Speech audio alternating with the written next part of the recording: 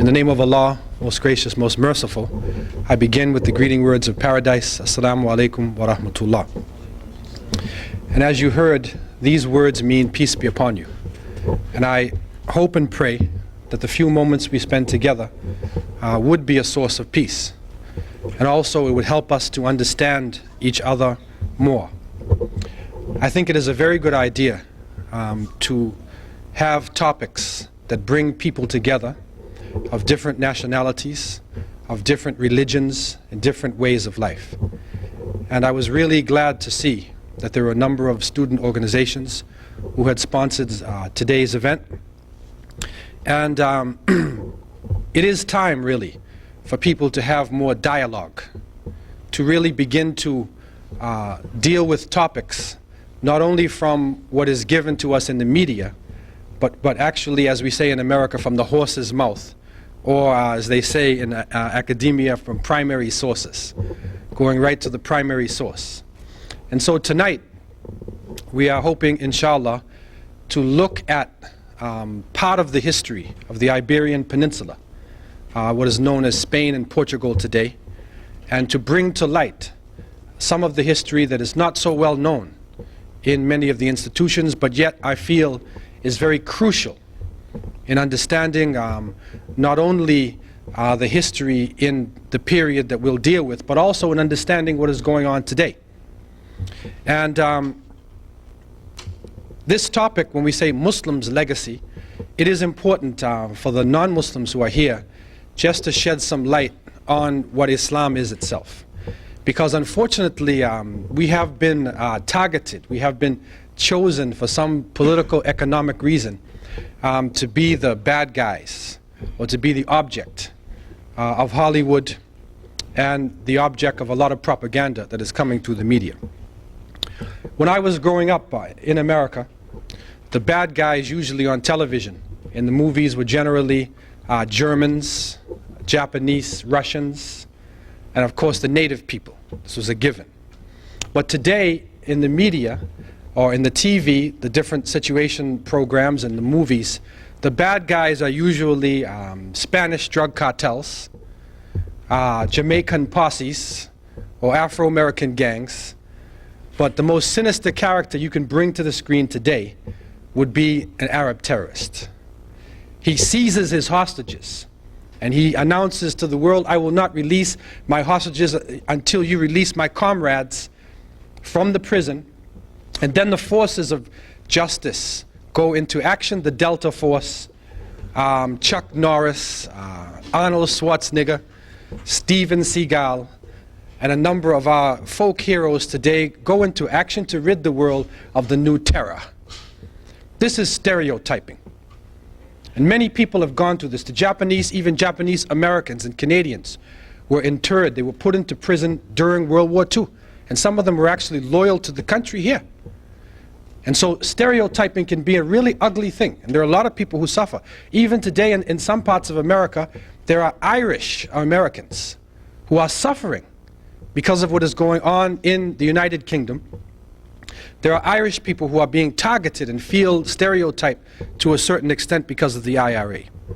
And so for us it is important in the beginning to shed some light on really what is Islam. Because there is this tendency to think that Islam is connected to the Middle East, or it's a small group of people who is out planning to destroy the world, or conspiring to do something. But actually, right now, in a recent census poll that was taken in Egypt, in a special World Institute which connected with Al-Azhar University, which is a very famous university in the Middle East, they have now come to the point where their understanding is that Muslims make up about 23.1% of the Earth's population. There are over 70 million Muslims even in China itself. There are millions of Muslims in Europe, and as we know from the Bosnian situation. And according to our traditions, when we are talking about Islam, we are talking about monotheism. We are actually talking about a relationship with the Creator, where the person makes their devotion directly to the Creator, without any intermediary, without using the sun, without using idols, without worshiping through people, the human being goes directly to the Great Spirit. And so within our teachings there is a verse in the Quran itself that actually tells us, and in Arabic goes like this: وَلَقَدْ بَعَثْنَا فِي كُلِّ أُمَّةٍ رَسُولًا أَنِ اعْبُدُوا اللَّهَ وَاجْتَنِبُوا الطَّاغُوتَ.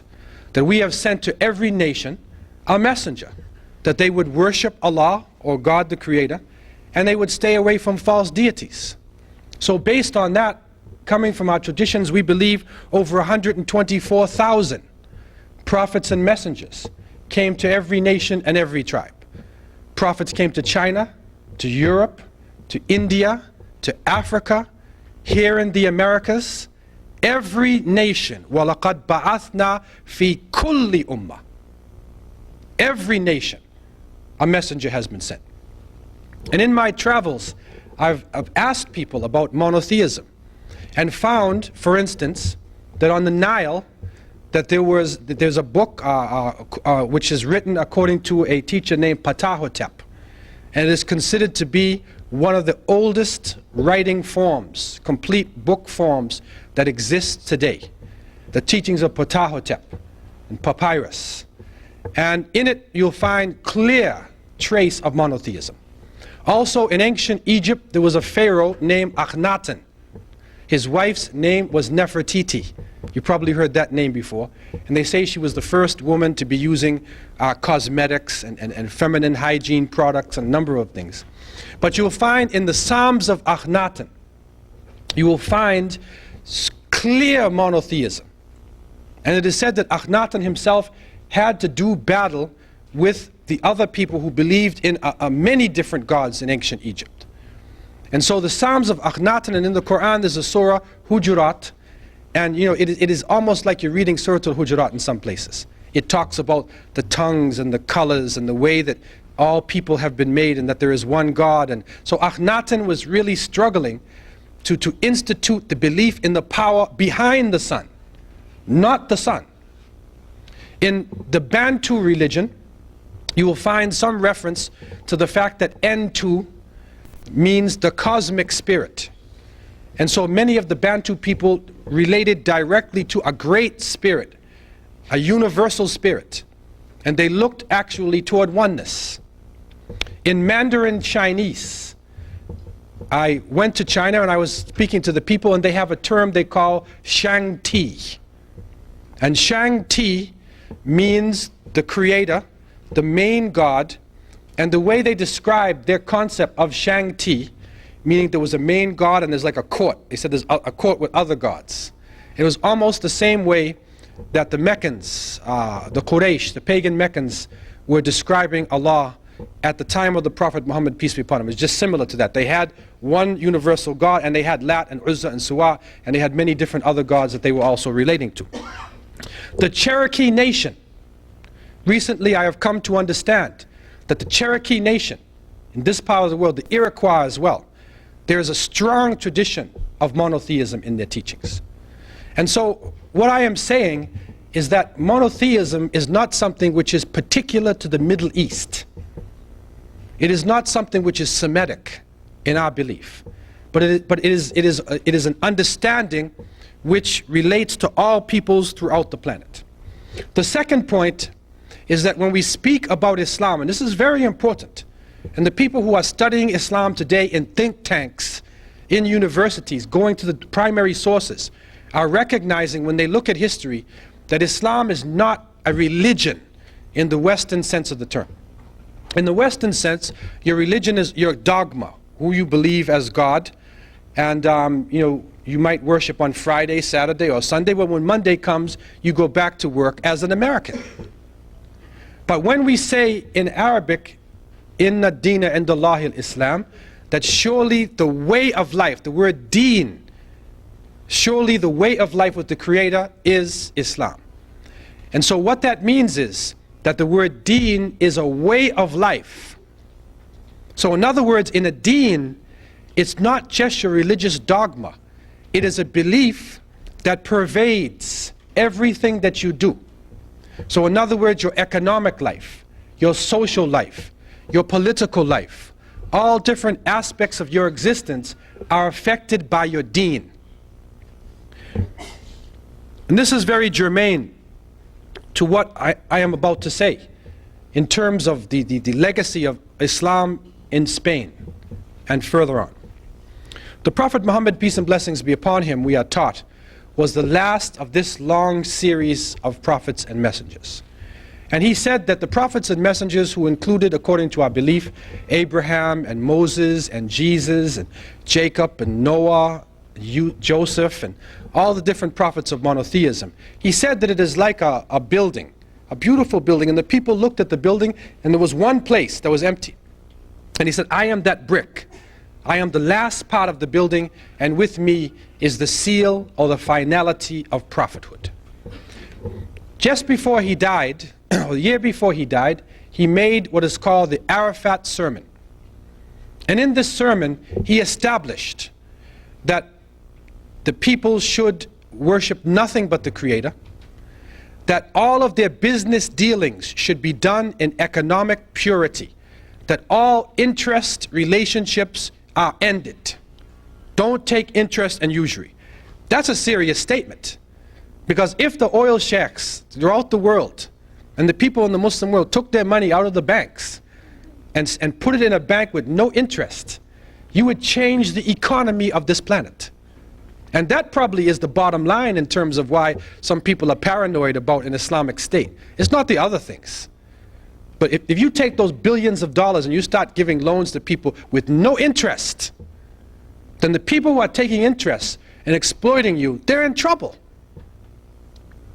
And so he said all economic relationships should be developed in purity. He also said, do not harm other people. Do not oppress other people so that you would not be oppressed yourself. He also confirmed for them that there is no preference of white over black or black over white. There's no preference of Arab over non-Arab or the non-Arabs over the Arab, except for taqwa. It is the piety and the right action that separates the people. He also established that men have rights over women, but women also have rights over men. He also established that if you follow two things, he said, I've left you two things. This is the Quran, the book of Allah, and my sunnah, my way. If you follow them, you will never go astray. And this was the essence of the message that he left with his followers. And he told the people who are present that they should take this message to the people who were absent. And they took it to different parts of the world. And we are coming to realize that many of the words that we look at in English, if you could go back before the time of Queen Victoria, if you get a dictionary before Queen Victoria's time, then they tell you the roots of the word. And so there are many words that have Arabic roots, that have Turkish roots, Persian roots, many different languages. But you don't get the roots of these words. Even in America, there are many place names and there are many common terminologies that we are using that actually have roots that can go back directly to the Arabic language and to Islam. Just some of the places that we had discussed the last time I was here, but some of the places, there's a long list. When the Muslims went into the east coast of Africa, they found a base of operations for the Persians, and they called it Maq'ad al-Shah, and Maq'ad al-Shah became Mogadishu. They went down to the east coast of Africa, and the base of a colony was set up by Musa ibn Baig. Musa ibn Baig, Mozambique. They found some islands where the moon was really bright, so they called them Juzr al-Qamar. Juzr al-Qamar is now Comoros Islands. They went into the Indian Ocean, into the South China Sea, and a Harvard University team led by a man named Barry Fell, F-E-L-L, who wrote a book called Saga America, found inscriptions all throughout the southwest of the United States. They also found a map, and on this map it had Panama, it had the Hudson Bay, it was showing North America, and it also had islands and some Kufic writing, and then there were other pages of this writing. And they found, they were describing these islands in the Pacific, and they said Juzr al-Hawa. Juzr al-Hawa, there's a lot of wind around these islands, and this Juzr al-Hawa becomes Hawaii. Also recently, another researcher also found some interesting information. He found that when they were traveling in the area of the Hawaiian Islands, they found a harbor. You know, there's pearls there. You know the Pearl Harbor in World War II, the Japanese bombed Pearl Harbor. It's a key point in the history of World War II. And so they said, in Arabic, pearl is lu'lu. Or you can say lulu. That's another way of pronouncing Arabic. So they said, huna lu'lu. Or they say, Honolulu becomes Honolulu. And so you have so many names that I could spend the whole evening just going through the names of cities and places. It's an amazing study, really. What is important for us tonight is that in 711, Tariq ibn Ziyad, rahimahullah, a Berber from North Africa, following the commands of his leader, whose name was Musa bin Nusayr, rahimahullah, who was the leader of the Muslims in North Africa at the time, went across the straits, which is now known as Gibraltar. He had stopped at a mountain, so they called the mountain Jebel Tariq. So Jebel Tariq is Gibraltar. That's where it comes from.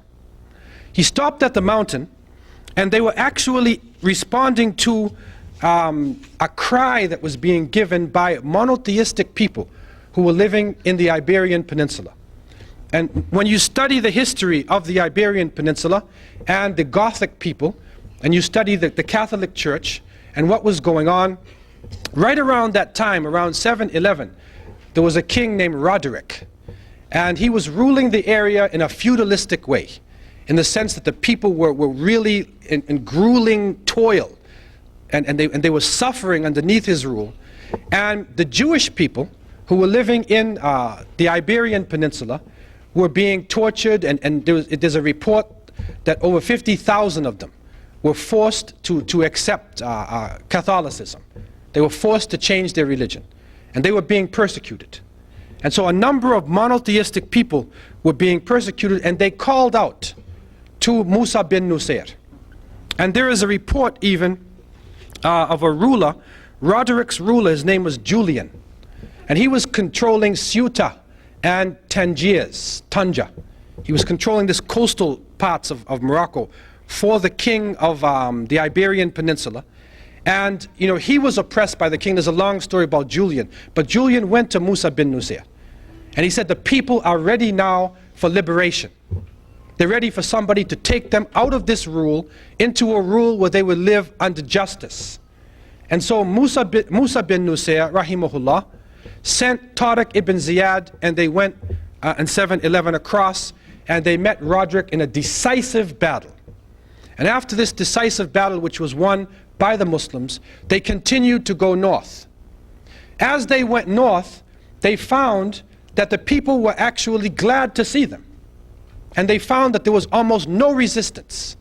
And so by 3 years, within 3 years, and Musa bin Nusayr actually later on caught up to Tariq and joined the forces. And within 3 years, they had taken control of all of Spain except the northwest corner of Spain, the mountainous regions in the top. That's the only part of Spain that was left for them. And they controlled the whole area. And it is interesting because there is a document which was describing a treaty that was made. This was done between Abdulaziz ibn Musa ibn Nusayr, and it was in 713. And it was between the Visigoth prince of Murcia, Theodemir, and this was about the surrender of a particular city, Orihuela. I hope I'm pronouncing the word right.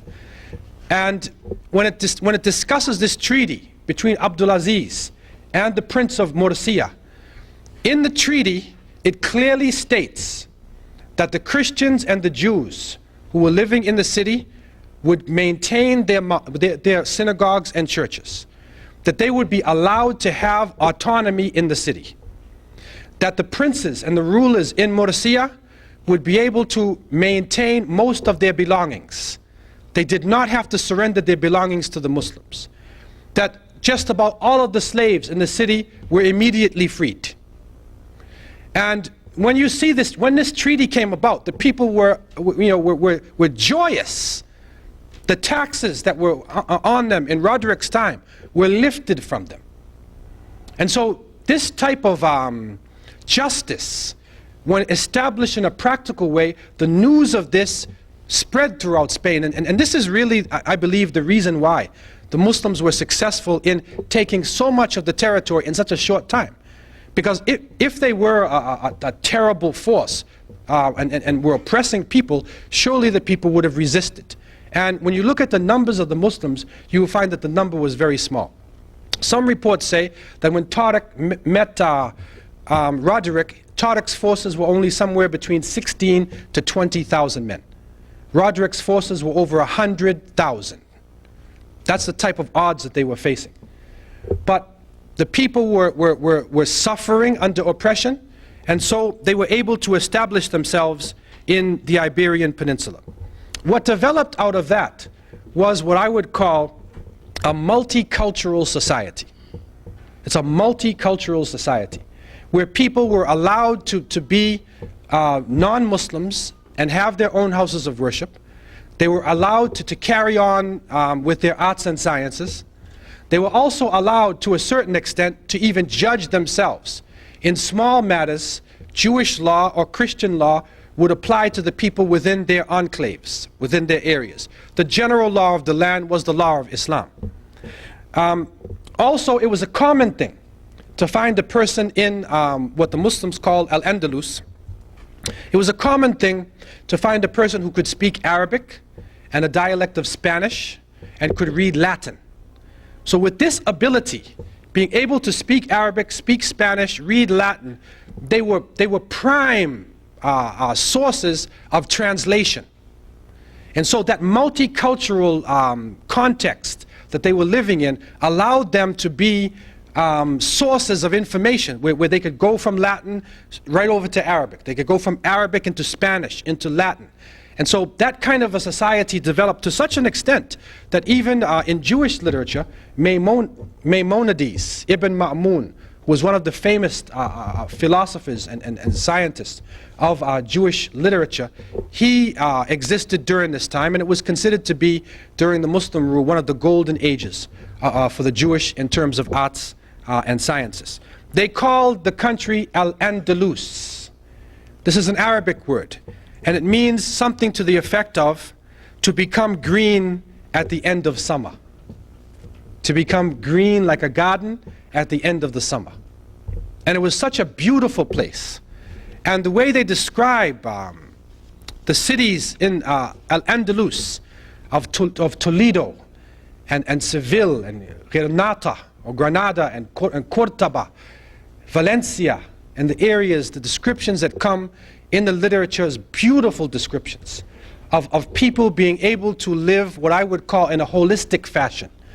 They were able to develop science in such a way that the science did not destroy the environment. This is a very important accomplishment they made. It wasn't the size of their buildings. It was not the size of their guns. But they were able to, for instance, take water and bring the water down from a mountain using aqueducts, using canals, and canal it all through the cities so that every house had access to running water. And they did that without destroying anything or damming anything up or blocking anything. They did it in such a way they were using gravity. This is a holistic way of approaching things. And if you go to Granada today, you will still see the waterworks are being used from the time of the Muslims. The water is flowing all over the place. And this was a great accomplishment that they made. Among the products that were introduced into the West through Al-Andalus, I'll name a few of these products to you.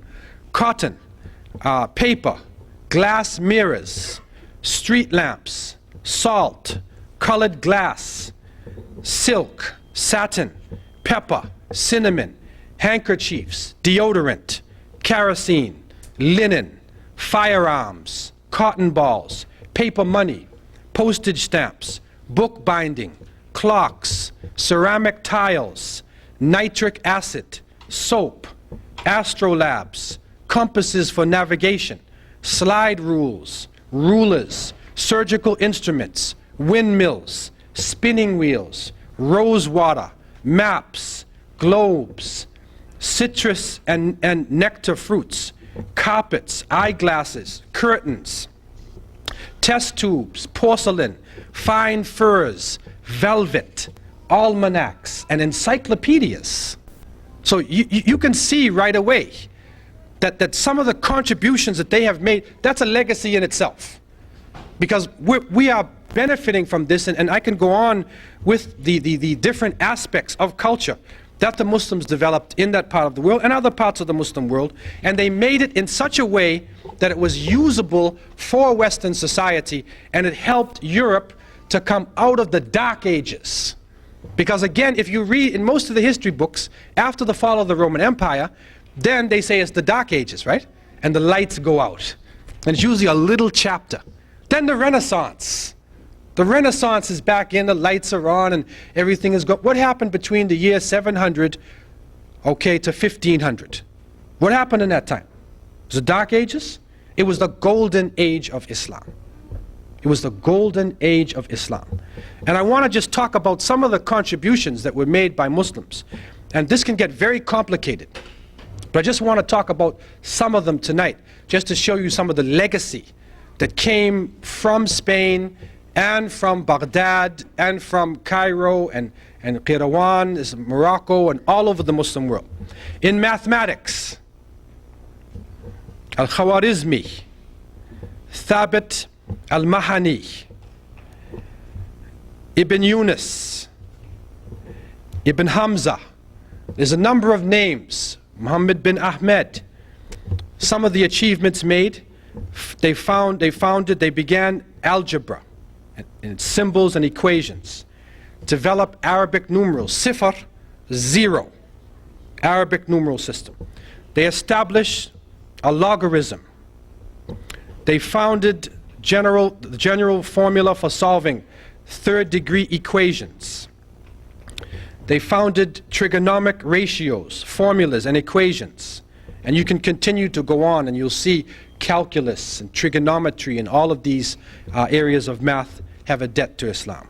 In physics, Ibn al-Haytham, al-Biruni, Ibn Yunus, there's a number of names. They established the science of power or mechanics. They described the center of gravity. They described gravity.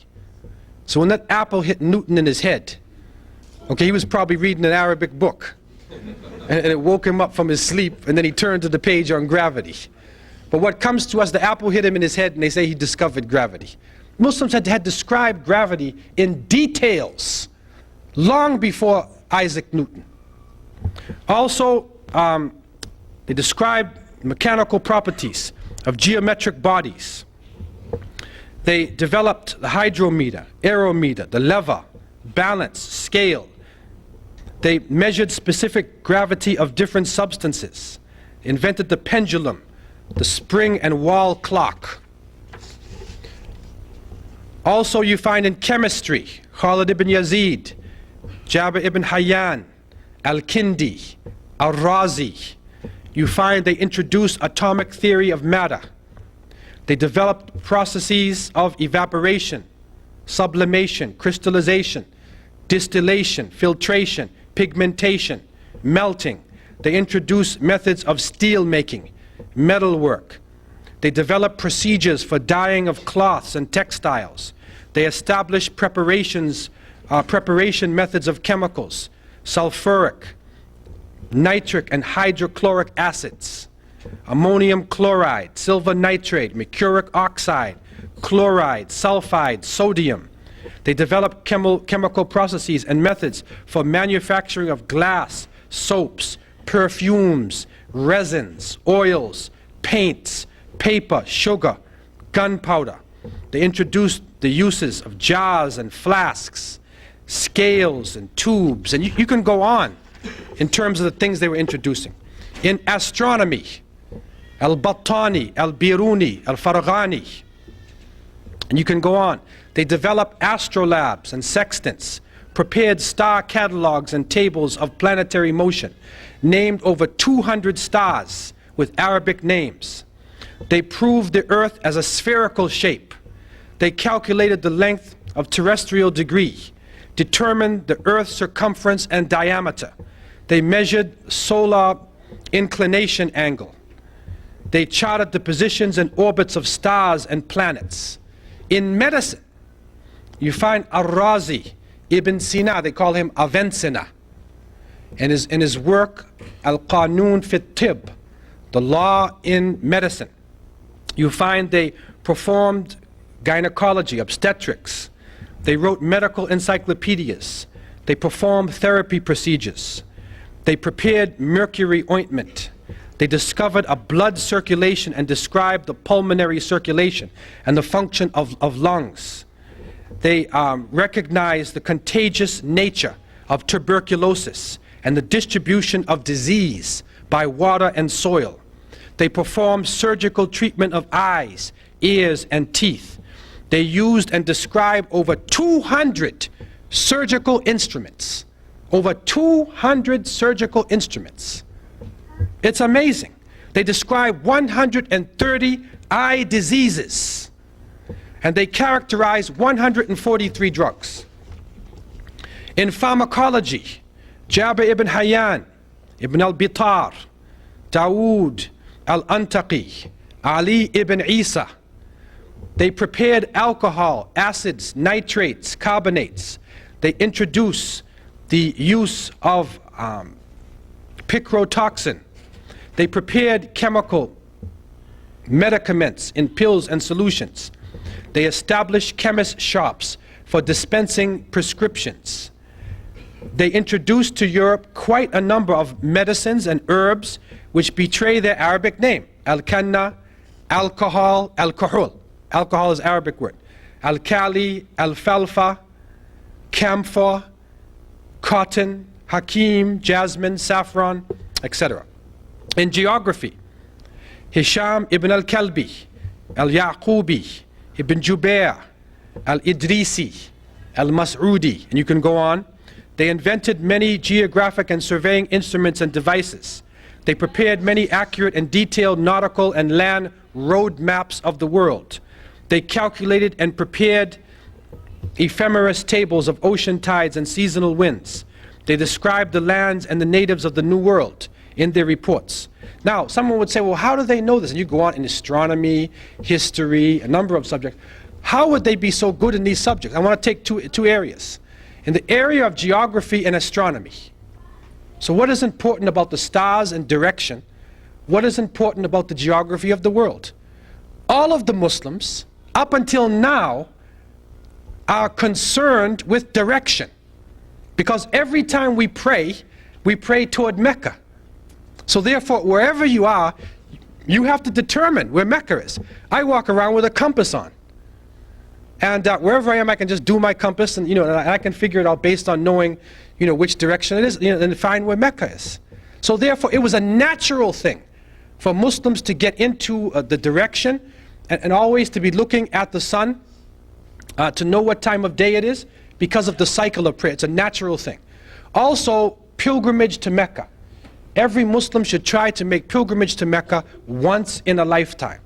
And so therefore, these complicated works in geography, like international road maps, were developed especially for Muslims to be able to travel from, say, China or India or West Africa or Northern Europe and travel to Mecca. So you find these complicating the same way today. If I want to go to Dallas, Texas, I go to the AAA and I say, I'd like to go to Texas. They say, okay, we'll give you triptychs.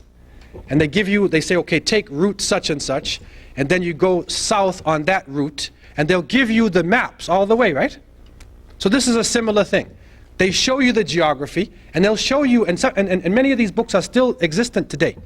You got to be able to read Arabic.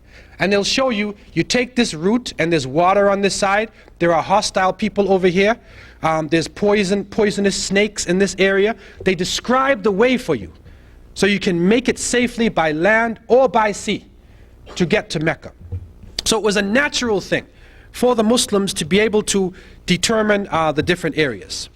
Getting back to Spain now, we find that after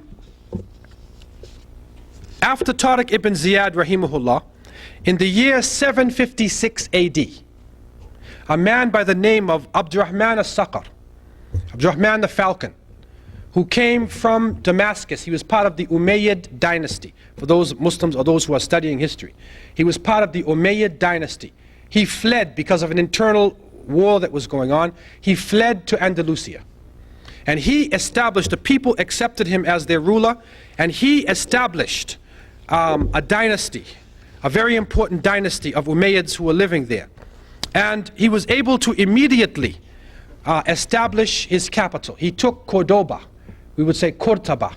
He took it as his capital, and he ruled from 756 to 788. From amongst his achievements, he built the great mosque of Cordoba. And in my slides, I'm going to show you some pictures of the cathedral. It's been changed into a cathedral. And he built the great mosque of Cordoba in 786. He also used an aqueduct, and he brought water into Cordoba, and he made bathhouses, bridges, castles. He built universities, and he made Cordoba in the 9th and 10th century. It would be what we would call like one of the wonders of the world. They use this terminology of the wonders of the world. Cordoba at that time would have been one of the wonders of the world. And the reason why I say that is because at that time there were over 200,000 houses. This is the 9th and the 10th century, the Dark Ages, right? So there's no other major city functioning in Western Europe. 200,000 houses, 600 mosques, 900 public baths, 50 hospitals. You could go in any direction and the streets were lit for 10 miles. Lighted streets. This is when the capitals we know as London and Paris and the great cities in Europe were in darkness. And in many cases you have to go through mud. If it rains out, the paved streets were in Spain. And so the great leaders and intellectuals of Europe went down into Andalusia, to Toledo and to Seville, to the universities to study, and then took it back to the different areas of Europe, and they were able to develop the great universities that we know today. And so we find that Abdurrahman al-Saqar was able to establish a mighty dynasty. And after his time, there are a number of different dynasties, and if people want to talk about that in the question period, we can go into a little more details. What is important for us is two things. The first point is that many Muslims might ask, and other people might ask, why, if they were so powerful, why did they go down? Why, after such heights of civilization, you find them losing strength? When we look at the society itself, and Ibn Khaldun in his Muqaddamah talks about the cyclical nature of history, that is a cycle. And when you have strong, dynamic generations, then you will find your civilization is powerful. But when corruption sets in, then weakness sets in. And so, they became weak because they started to look at each other as nations and tribes. Arab and non-Arab, African and Berber, European and Turkish, Persian. Then the rich separated from the poor. And then the drinking of wine. And then all types of corruption set in. And so they were conquered. They were literally conquered. And the forces of Ferdinand and Isabella made their way down from the north, the northwest corner, the mountainous areas. They had not gone into this area, and they moved from the mountainous areas down slowly, taking back section by section. They took back Spain. The second point, which is important to us, that is that in geography and astronomy, the great scientists and historians and geographers like Al-Mas'udi, Al-Umari, Al-Idrisi, they described America. They described America. And Mas'udi in his book Muruj al-Dhahab in 956, he described a journey of a man named Khashkhas ibn Sa'id. This book is still existing now in Arabic in the libraries. he describes the journey of a man who went across the ocean and he came back with goods, and everybody in Spain knew about his journey. Also, Al-Idrisi, in his famous geography book, he describes the journey of seafaring people who went to a deserted island, went to another island, they were blindfolded and captured, and the king spoke to them through an interpreter who could speak Arabic. That's in the 12th century. Al-Umari reported the journey of Mansa Musa, the West African Islamic ruler who made pilgrimage to Mecca with over 72,000 followers. He carried so much gold with him, he changed the economy of every country that he reached. When they came into Egypt and they asked him about his authority, he said, I'm from a lineage, and my predecessor Abu Bakr crossed the Atlantic with 2,000 ships. These are Mandinka of the Mande language group, and Mande writing is found in Brazil, it is found in Panama, it is found in Mexico, it is found in the southwest of the United States. And a man by the name of Leo Weiner, Harvard University scholar, and his book called Africa and the Discovery of America, showed that the Mandinka Muslims actually came into America and they mixed with the Iroquois and Algonquin First Nation people. And so a powerful legacy is there coming out of Andalusia, North Africa, and West Africa of people crossing. And those of us who truly read the memoirs of Columbus, don't just watch the movie, read his memoirs. Columbus knew, he went to Iceland first, then he went down to West Africa, and he described dugout canoes, huge canoes going, Africans going across. If you look and see the people who traveled with him, many of the people who traveled with Columbus and the early Spanish and Portuguese conquistadores, they were what we call Morescos. Now, what is Moresco? Moresco is, we find that in 1482, the Spanish Inquisition began. And in this Inquisition, they would take you to an inquisitor, and they check you out. Are you a Catholic or not? If you say you're not, they'll burn you at the stake. They'll torture you to death. And so thousands of people were dying in the Inquisition. Some people could not take the torture. The Jews were called Morenos, who could not take it. The Muslims were called Morescos.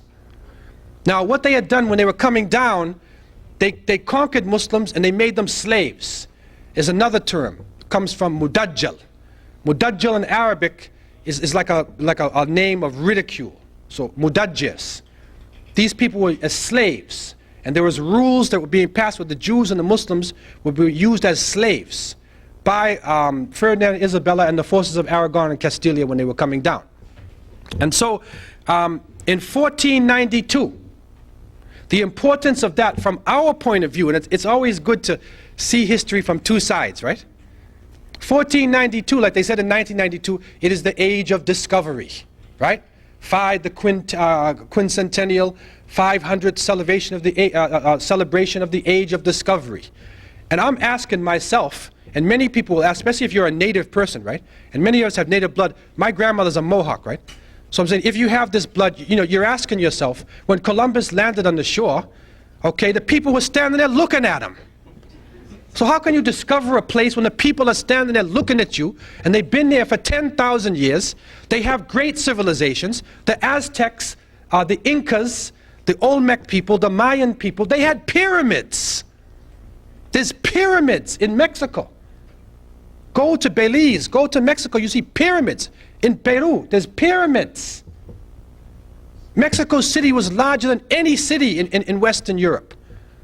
The Aztecs had a complicated society, constitutions, governments. The Aztec calendar is similar to the Egyptian calendar, the ancient Egyptian calendar. The Cherokee Nation in the United States, they had 3-story apartments, man. But you don't hear that. You hear Christopher Columbus discovered America in 1492. What I would say is that Christopher Columbus was discovered in 1492. Because he was lost, and he bumped into the Caribbean.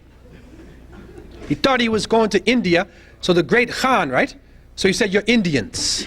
Indians, the people here, they don't know India. But he said, you're Indians, okay? But what is interesting for us now, we're tracing the names.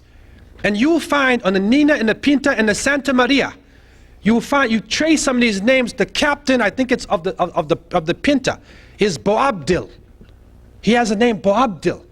This is a Moresco name, Abu Abdullah. Okay, and you find Rodrigo de Triana, you find especially the person who sighted land first, he was a Moresco. So many of the people who came into the region here, and I had the opportunity to live in Jamaica for a while, to travel. I went to Honduras, to Costa Rica, to Panama, to Curacao, to Belize, to the islands in the Caribbean, Puerto Rico, asking different people, checking the names of the people, checking the history. And what we come to realize is that actually what happened in the region was a genocide. The native people were exterminated. Disease and treachery. That the native people who populated the islands and the region suffered under this rule. And one of the worst things that was done by the conquistadores was they used to burn the books. They would come into an area and they would burn the books. And when you burn people's books, you're destroying their history, man. You're destroying their memory of themselves. And this is part of the reason why we're confused, and researchers and historians who are trying to do research, you gotta get a lot of pictographs and wall writings and things, because we can't find the writings and the people could write. And so we find this legacy in the region. And I want to touch on, just in conclusion, before we go into the question and answer period, I want to touch on the fact that there is a book, and anybody who's interested in this book, I have the name of the book, and it's about a group called Melungeons. And these Melungeon people, there's a man called Brent Kennedy, and he had this disease, sarcoidosis. And you know, we have these people in the South, and many Afro-Americans may have like an ancestor, like in the South you were like Native, or you're white American, or there's another one called Geechees. They're not natives and they're not Afro-Americans. We call them Geechee, like Portuguese, okay? Now, this man of the Geechee people, you know, looking for his disease, when he got a grant, I think it was a Ford Foundation, and he found out that his disease, the gene pool, is similar to people who live all around the Mediterranean region, especially in North Africa and in Turkey. He also found out that the Melungeon people, that these people were actually the people who were working on the boats. And when Santa Elena was conquered by the British when they came into America, because you know the Spanish were first here, right? So when the British came in and were conquering territory, these Melungeon people went into the mountains and they mixed with the native people. And so there are actually literal reports which are coming out of Jamestown, Virginia, which are coming out of North Carolina, South Carolina, where the people are actually writing about individuals who dropped down to pray 5 times a day facing east. One group called themselves Mecca Indians. They found Qurans. The Powhatan Indians' description of paradise is exactly as the Quran is. And so these Melungeon people, and it's a very interesting study, because these Melungeon people have played a role in history. Nancy Hanks, the wife of Abraham Lincoln, was a Melungeon. And this is a serious study. It's going on right now. And people who are coming from that part of the world, you know, who have names like Bennett and Coleman and Adkins and Goins and Williams, if you're coming from that part, you probably would be one of these Melungeon people. And so they had an impact which is not being discussed in the history books. Also, when the Spanish were opening up the Southwest, there were Muslims, as I said, Morescos. Some of them they brought right in from Morocco. One famous guide, Estevanico went all the way to Arizona and opened up a lot of the territory in Arizona. And so alcalde system, the Spanish were using alcalde system of law. It is from the Arabic al-qadi, which means the judge. Amir, like the Amir is that means the ruler or the leader, is the mayor. Right? Amir al-Rahal is the admiral. The Sharif, meaning the controller with the gun, is the sheriff. Some people even look into California, they look into the word Khalifa in terms of California. It's amazing. And you know, there's a study which is done by a brother named Yusuf Murua. He did a study, an interesting study, and he found in America, there were names being used by the natives, Arabic names. Now, I'm not saying that the whole of the native culture was from Muslims. No, they integrated with the population. But Mecca is found almost 100 times. Medina. You know, there's a city called Coran, Louisiana. There's Mecca, California. Medina, Ohio. There's the Meccan Indians live in Seattle, Washington area, called Mecca Indians. And so you will find these names being used all throughout the Americas, that there was a contact being made. You know, and that it was through the legacy of these people who had fled the Inquisition and had come to this part of the world and had brought their culture in, mixed with the people here. There was an interchange going back and forth, and the legacy of what happened out of Al-Andalus still affects the world today. The basis of the computer age through your number system, the scientific method, the historical method, the basis of many of the sciences that we are studying in this university. And so this is part of the legacy of Muslim Spain. And you know, I would also change that title of the Dark Ages. You know, and really it is the Bright Ages. It is the age of light, because the light was all over the world at the time. Okay? And so darkness maybe was for some people, but it was not for all people. And I think that the only way we can really go forward as one race, the human race, is that we have to appreciate the histories and the struggling and the suffering of all people. Tell Columbus's story from both sides, man. Tell it from both sides. What did the people think when he came? When he said to them in Spanish, "I conquer you in the name of the king and the queen," they probably said, "Cool down, man, drink some water." Probably tried to calm him down. Okay, you have to tell the story from two sides, right? And I'm not getting on Chris too, because Chris, it's the mentality. It's a mentality of Balboa. He discovers the Pacific. I mean, people are on the Pacific for so long. Another one discovers the source of the Nile, and they knew it for 10,000 years. Another one, Vasco da Gama, the Cape of Good Hope. Good hope of what? You want to go around the Muslim world and get to India and China. That's the hope. And so tonight's contribution really is to try to tell the story from another point of view. And I hope and pray, inshallah, that this can be the beginning of a period of understanding, and that the rest of our lectures this week would give more awareness as to the legacy of Muslims and Islam, and the need for people of conscience to come together in the coming years as we go into the 21st century. And so I leave you in peace. Assalamu alaikum.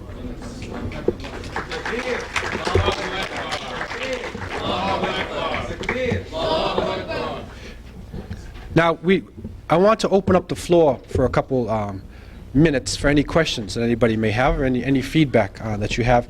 Because for some, this may be kind of different in terms of, especially the stuff about coming across the Atlantic before Columbus. I got a book too. Okay, so if you want the sources, you really want to get into the sources, everything is documented inside of the book that we have in the back. But I want to open up the floor for questions. So please feel free to ask any question that's on your mind. Floor is open. Yes, sir. You did mention Muslims who were brought over as slaves from Africa. Yeah. I was familiar with Brazil, who actually led slave revolts. Yeah. Can you maybe expand on that? Yeah, that is another area, and really it's a very important area too. Tonight we were focusing on the legacy in Muslim Spain. So I didn't go into that area, but actually in the Bahia section in Brazil, there's a number of documents and traces, and some of the people are still there today, of Muslims who are coming especially from what is now known as Nigeria, Hausa and Fulani. And they were taken down in large numbers by the Portuguese, and there were a series of revolts. And many of them revolted so vigorously that they were actually allowed to go back. And you can find now in Lagos, in Nigeria, there are mosques, houses of worship of Muslims, that are built by Brazilian Muslims. And you can go say, that's the Brazilian mosque, that's what they say.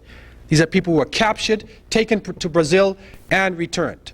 Now, what is interesting is to see how a religion changes, as time goes by and when people lose contact with the source of the religion. And what is happening now, and that's one of the places I want to visit myself, but what is happening now is that the people are starting to get reintroduced to the religion again. But I read one article sometime in the past where the only thing that was left for some of the people in Bahia for their prayers was that women would stand in a circle and they clap their hands. And the man, dances a type of jig. And he says, something which in a broken Mande language, mixed with Portuguese, says, La ilaha illallah, which means there's no God but Allah. So he's saying this, and that's the only thing left of their prayer. So the study of Bahia section of Brazil is a very important study. And there are a few works done in Portuguese. There's a certain, I don't have it right here, but there's some works being done. Now, are you familiar with the works done? Right. So I saw some of the work that he did. And it's a very interesting, actually they have Arabic documents too. I saw some of the Arabic documents they had from that area. Well, actually, all over the Caribbean, there's documentation coming now. What we're finding is about 30% of the slaves were Muslims, coming from the Guinea coast of West Africa. And what I found, and I've got some of it in my research in the back there, like for instance in Jamaica, in 1821 there was a document being passed around in Arabic, a wathiqa, and they had a big revolt in the Manchester section of Jamaica. In Suriname, there was Muslims leading the revolt.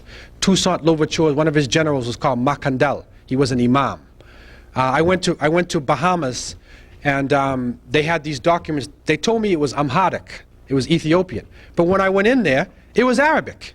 And the man, he wrote, surahs is chapters of the Quran that we're familiar with when you're seeking refuge in God from evil.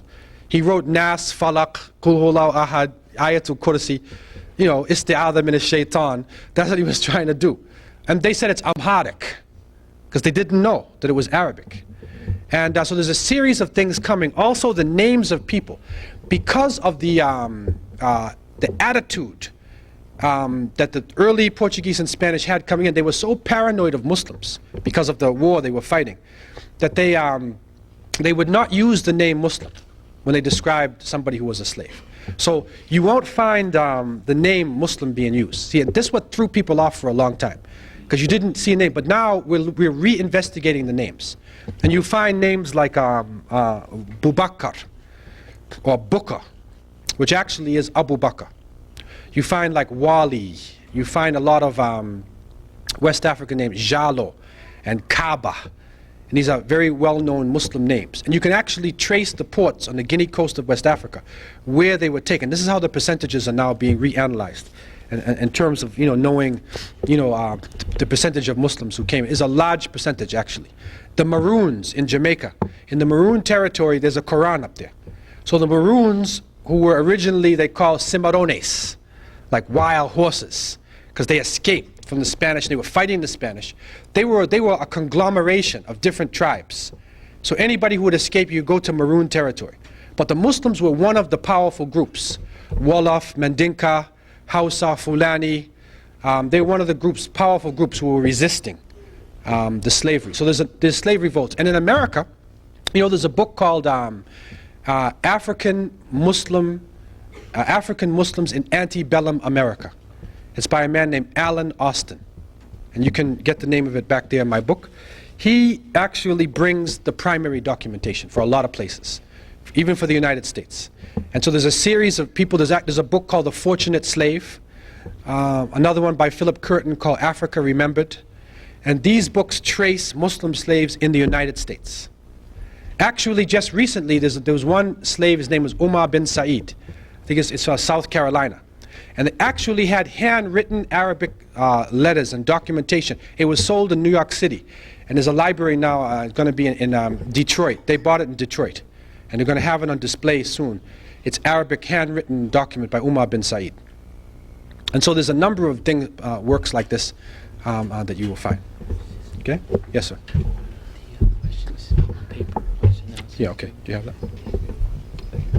Okay, if somebody wants to write a question on a piece of paper, we have a brother that's going to collect you know, some of the brothers and the sister Sadaf will collect them from the sisters. Okay, go ahead. I had a question that I've heard some things about the colonies in the Latin America, like Dominican Republic, that the Sunnah somehow was transferred, that when Spain fell, a lot of the Muslims were expelled, and that a lot of traditions, like you go to a house with the Spanish ladies, they were behind the screen. Is there something that you can... Well, there's a lot of trace. Actually, when you read the memoirs of Ferdinand Columbus and Christopher and whatnot, you'll see, and many of the early Spanish and Portuguese who came, they ran into African people in the region early, and especially they ran into Muslims. One writing in the memoir, when Columbus came into Cuba, and he came into a certain bay, and I read this thing, and they said there's a mosque on the top of the hill. That's how they described it. They said there's a mosque on the top of the hill. That's how, you know, it's unbelievable, man. And when Ferdinand Columbus writes, when they went to Honduras, they said the women had heavy gold in their ear. And it's just like in West Africa, in Mali, they had so much gold that it was a style to wear a big piece of gold, so like extend your earlobe. And then the names, like one name is called Al-Mamis, which is from Al-Imamu, Al-Imam. That's a West African way of saying that, you know, the leader of the prayer. And that is a grouping of people in Honduras. So it's all over the place, you know, in terms of, they even, and Columbus also writes about, in one of the memoirs, he's writing about, a boat came by them. And they said when they looked at the boat, the men on the boat had on a type of cloth which had the same patterns as the cloth in Granada. And some of the women on the boat had a veil over their face, like some of the women in Granada used to wear. So when they described this boat, they said, this is in the Caribbean. They ran across this. So, like, you know, they're running across these things all the time, but you don't get that. You know, they filter out that aspect. Yeah. Is there any connection between Alaska and Al-Aqsa? I haven't heard any connection between that. Al-Aqsa? Al-Aqsa is the furthest mosque, or the far place, yeah. I don't know. I mean, there's a lot of names that you can start to get things out of. One question here says, as a historian, do you find that many of your non-Muslim colleagues argue and disagree with Muslim contributions? Yes, actually, this would be considered revisionist, a type of revisionist history. That you know, some of this history is like a no-no in certain circles. But when I put out my first issue of Deeper Roots, this book I have here, the Geography Department of McGill University in Canada, they challenged me. And they brought me there and fed me lunch and everything and set me up and said, okay, now give it to us. So I spoke to them for about an hour straight, right, going through all these contributions and all this stuff. When I was done, there was silence for about 5 minutes. Nobody said anything. And the leader, you know, the head of the department said, you have challenged everything that we stand on. Like, everybody was silent. Then they started to come at me. Now, they're geographers. I'm not a geographer, right? They admitted that it was possible to cross the Atlantic. They freely admit that. Because Thor Heyerdahl, the Scandinavian scientist, took a number of journeys. He used papyrus materials, and he went from Morocco, and he went across using the currents, and he went right into Brazil and the Caribbean. So they admit that it's possible. What they were arguing with me, they said, how'd they get back? And they wanted me to prove, like, you know, geographically how. I'm not a geographer, man. You know, so that's the only point that they could get me on, you know, which current it was they came to go back and all that. But they admitted freely that it was possible for people to cross. We know even the Celtics, like Viking people from the north, the Phoenicians, many people crossed the Atlantic, man. They got us stuck in this Columbus syndrome. But Chris was late. He was very late, man. Like, many people were going across the Atlantic and the Pacific. The Polynesian people, Chinese people, they made contact with the Americas on the Pacific side. And if you go into the culture of the people, you will see Polynesian blood, Polynesian traces, if you go on the Pacific side. So it's just a matter of going to the documentation and looking at it from another people's point of view. That's all it is. How do you answer criticisms that since you're a Muslim, your view is biased automatically? not considered Well, you know, I mean, I could say if a person's, you know, European, you know, that he's biased when he writes a history book that says Christopher Columbus discovered America. They call it Eurocentrism. Okay, but you know, in historical circles, the bottom line is your documentation. It's your argumentation which comes out of your documentation. So I don't care what you are. The bottom line is like, what's your proof, man? Bring it to me. Show me your reasoning and show me your documentation. So it doesn't matter what you are. If you're open-minded and you have the documentation, and really, you know, the documentation is there. It's not like it's not there. It is there. But just for a long time, it has not been resourced, it has not been brought out to the public as to, you know, what is really happening in America before Columbus. You know, now people are changing the mentality about Columbus, but they still try to push this thing in 1992. They still try to push it, you know, to make people think that everything started with him. Another question is about, are there a lot of Muslims in Jamaica today? And are they received well? There are a number of Muslims in Jamaica. If you know Jamaica itself, there's in Spanish Town, and there is in Black River, and in Clarendon, and Kingston. In Kingston, there's a big mosque in Kingston, and now Montego Bay, they have land, and they're in Port Maria area on the north coast. They're Muslims. I lived in Jamaica for 4 years, so there's a number of Muslims there, and it's one of the places where a lot of people are accepting Islam. But the problem there, there's an economic problem. So unless you have employment or some way for people to, you know, deal with their life economically, it's hard to really practice a way of life that's very different from society, unless you've got an economic base. And I think that's the problem the Muslims have today, is a practical way where people can accept Islam and they can really change their life completely. That's the problem. It's not a problem of people listening to Islam. And especially in Jamaica, because of the Rastafarian movement and Marcus Garvey, there's a consciousness in terms of African culture and, you know, Middle Eastern culture, that people are open-minded like. So people, there are a number of people. Jimmy Cliff, if you don't even know Jamaican culture, Jimmy Cliff, he's a Muslim. His name is Naeem Bashir, is his name, Jimmy Cliff. Okay, anybody else have a question? Yeah. What about the myth about Islam being spread by the sword? Yeah, also one of the propaganda things I said, just like, you know, the terrorist thing that comes today, like historically, they say that Islam was spread by the sword. And, you know, they have this image, they say Saracens. You know, what happened was, because when you really look at the Crusades, I believe, were really more economic and political wars as opposed to religious wars. Because really, when you study Islam, there's not that much difference really between early Christianity, Judaism, and Islam. And Christians and Jews were living in the Middle East at that time, and they didn't have any problems. But economically, when Marco Polo came back, and the princes in Europe realized about the treasures in the Middle East, and in India, and in China, they needed to open up the trade routes to go through. The Middle East is that central zone, so they wanted to control it. So really, I believe it was more economic and political than it was actually a religious war. And so you find that a body of literature comes out of the Crusades, where they describe, they say Mahomet, meaning Muhammad, they say he was a devil worshipper, you know, and they say Saracens, means Sharqiyun, Eastern people, Turks, and whatnot, and they just start to describe Muslims with this curved sword, accept Islam or I'll chop off your head. But the Quran says there's no compulsion in religion. Truth stands clear from falsehood.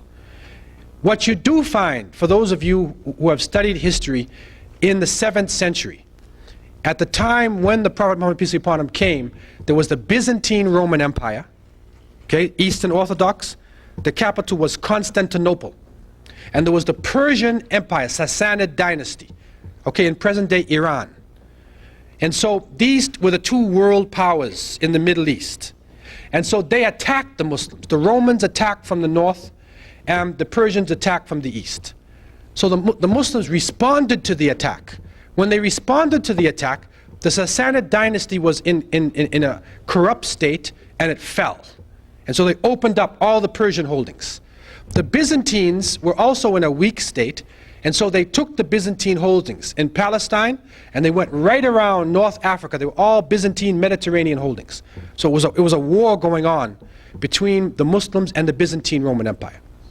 Other places, when you look at the spread of Islam in other places, you find it's mainly merchants, and it's mainly people of knowledge who are spreading Islam. It's not the sword. The largest Muslim country, 170 million, is Indonesia. No army went to Indonesia. Only merchants by the sea, and ulama, scholars went. That's all. There's no armies went there. So again, it's like a stereotype. I will be honest with you though, is that we have the right to defend ourselves, and some people don't like that. And that's one of the aspects of Islam. The Quran says, if somebody does you harm, then do back to them what they did for you, or you can forgive them. Right? Like it's not totally eye for eye, tooth for a tooth. It's not totally turn the other cheek. You got two alternatives. So the verse says, if somebody does you harm, do to him what he did to you, or you can forgive him. And the end of the verse says, and forgiveness is probably better for you, if you only knew. So, but it gives you the right to establish justice. And so that's why in the slavery period, many times the Muslims were the people leading the revolts. Resistance, man. Because people have a right for self-determination, and they have a right to defend their land. And I think that's a principle that everybody treasures. In America, this is a founding principle of the country, with the British, right? In all of the countries, right? I mean, it wasn't for everybody, but I'm just saying, on paper, right? It's a founding principle, so everybody has that. So we have the right to say that we have the right to self-defense. We have the right, not to be oppressed. And that's a clear, statement that comes out of Islam. And I think this is what makes some people paranoid. But the whole propaganda, about the sword is really something that was made up. Were Muslims or new Christians important at Prince Henry the Navigator's School in Portugal? Were there crew members on Portuguese ships exploring African coast? Did Prince Henry use their maps? Yes. The Muslims were crucial to the Portuguese and the Spanish. And I would say probably the majority of the seafaring information that was being used by Prince Henry, the navigator, came from the Muslims. Because if you look at the civilization, you're going to find the majority of their technical knowledge. I mean, Muslims were in Spain for 700 years, man. 700 years. America is only 200 years, right? 700 years. And you start going into Spanish and you'll see all these Arabic words, which are regular Spanish words now. So many Arabic words. So 700 years, man. And especially in navigation. The Portuguese is well known. They went down, Cape Verde Islands. They went to West Africa. Vasco da Gama, was actually, they led him around there. The Muslims helped him, showed him the way. So yes, it was very important, and the maps were very important. I have a map on the cover of my book there of Mas'udi, al-Mas'udi's map in 956. It's the oldest map in the world that shows America on the map, 956. It's the oldest in the world. And Mas'udi did a map for the king of Sicilia, or Sicily. The king of Sicily did a map for him. And so you find that it was very crucial for the people in those days. Another question is it not also important to suggest that today's Muslims could contribute meaningfully to civilization? Yes. And really, actually, Muslims are making a tremendous contribution today, but it's not mentioned. Even if you go to Cape Canaveral, right, and you look at the scientists' names, you look in American universities, engineers and doctors, and you're going to find a significant proportion have Arabic or Turkish or Urdu or some Muslim name. A significant proportion of scientists today in America have these names. So there's contributions being made right now, but it's not being recognized, as a body. Partially because, we don't seek recognition just for the name itself. It's like riyah. It's like sort of showing off, like that type of thing. But there is a great contribution, being made. But I think Muslims just need to be more more forward, not be ashamed to come forward with the culture. We was here before Columbus, man. So, you know, they give you a green card and say you're an alien or something like, you're an alien, right? Okay, and then, you know, they call you an alien. You know, so we're not aliens, man. We were here before Columbus. So how can you be an alien? See this point? Anyway, the whole earth is belongs to Allah anyway, right? Like people have been, you know, cultures have been interchanging. Right, so these are just some, you know, 20th century hang-ups, you know, that people have. Any other questions anybody has? Yes, sir. Yeah, inshallah, we're gonna show the slides. We're gonna take a break, and then we're gonna show some of the slides. I have some slides for those of you before you go. It's some slides on Spain, on Cordoba and Granada, Gibraltar, and then something from North Africa as well. Fez and Marrakesh, Rabat, some from Rabat, showing the architecture and you know, some of the different things. Okay, so I think I'm going to stop here, and we'll take a break. Anybody who has any other questions, you can ask me straightforward, and then afterwards we'll come back, inshallah. Wassalamu alaikum wa rahmatullah. But the Rock of Gibraltar is a very strategic position because it sits at the mouth of the Mediterranean. And so people have fought over this rock in this position for a long time, for thousands of years. And so that was the first part for me, to go to the rock. And again, the rock, Gibraltar, is Jebel Tariq. So that itself has a connection with Islam. Also, you look at the walls there, and when you're in Gibraltar, you know, if you can look at structures and see the size of the bricks, like the wall that's there and the inner wall, and then the houses, you can see different time periods. And you'll be able to start to recognize what they call Moorish architecture, the Moors. They use that terminology. It's referring to people of color, but actually the Moors means the Muslims who were living in Spain. I guess the most famous one here in America is probably Othello. The Shakespeare, Othello, right? They had a movie with Othello too, right? So now he's famous. Is it Fishburne, Larry Fishburne? Now, on the rock itself, as you go up, wish I had. So it makes you feel like. Right here, on the rock. Right. See that right there? This is a Moorish fort. That's a fort built by the Muslims. And that's as you're going up. And when you get up near the top, actually inside, there's a series of underground tunnels. And in World War II, it was a very strategic position. And the Allied forces built a network of underground tunnels there, and they were living inside of there, and they were storing equipment. And when you look closely up there, if you can get close, you'll see that there are monkeys. There's monkeys up there too. They live all up on the side. And the British have a superstition that as long as the monkeys are there in Gibraltar, they will control the mountain. So they actually replenish the monkeys. You know, it's like a superstition they have. But the British control, and the Spanish are angry about this too. And so that there's a problem that's going on. You know, I'm coming from Canada. And so I had a problem because at that time, if you know what was happening in '95, you know, there was a big boycott because of the fish with the Spanish, right? With Canadians. So I made it in just in time. As I was leaving, the Spanish authorities gave me a lot of trouble when I was leaving, you know. So I was coming out of Canada. So this is right up at the fort itself. And it says when the Moors recaptured Gibraltar from the Spaniards in 1333, they rebuilt an earlier tower, ruined in the fighting, into the solid tower of homage, which has since withstood 10 sieges. So this is a tower that you'll meet when you first go into Gibraltar. And this is the inside of it.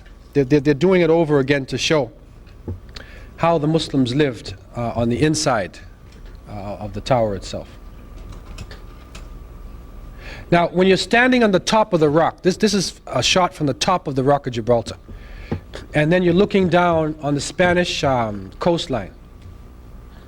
So you're facing east. And you can see the airport runway down on the bottom. That's the runway. Now, this is on the left side, just like the rest of the runway. And it goes right out, you know, if he doesn't have brakes, you're going to go right back into the ocean again. But you go around there to Al Jazeeras. That's another Arabic word, Al Jazeera. So they say Al Jazeeras. And you go around to the town of Al Jazeeras, and it is from there you can catch the train that will take you up to Cordoba. So this is one of the fast ways to go. Also, you can catch a boat over there which will take you to Morocco, to Tanja. And I eventually came back down and took the boat from there, Al Jazeeras, and we went to Tanja, and then from there into Morocco. So after taking the train and getting off in Cordoba, now we're coming to the city itself, and this is the river going out there, Cualdiva, if I'm pronouncing it wrong, if anybody speaks Spanish. Huh? Yeah, Cordoba is the city, but Cualdiva, I think it's Cualdiva River. Anyhow, this is also like it's a Muslim name, the name of the river. It's dry. It was a dry season, but you can see the tower that's there. That's a Moorish. That's Muslim also. You can see the architecture. And this is also right across the bridge from the main city. And this is a Muslim tower that was there. And a man by the name of Roger Garudi, who's a person who had accepted Islam, he was given a large grant. And so he has a display inside of this tower now, which is a very interesting display. And this is from the roof of the tower. And you can see in the middle an aqueduct. You can see the old, how they move the water. A water wheel. That's on the top of the tower too. So that takes you across. And in the middle there, the big building in the middle is the cathedral, which used to be Al Jamia. This was the Jami main mosque in Cordoba, which was originally built by Abdurrahman al-Saqr. You know, he's the first major Khalifa who was in the area there. So as you're going across the bridge, this is like some victory symbol that they were using there when they to stand for the conquest. Now it's interesting when you're in Cordoba and many of these cities, you know, to note the streets there. Now those of you who are from Muslim countries, it's like you're in Morocco, and you know, you could be in a lot of places. I mean, I remember being in a city called Lamu, which is in Kenya, right, the Swahili coast. It's exactly like this.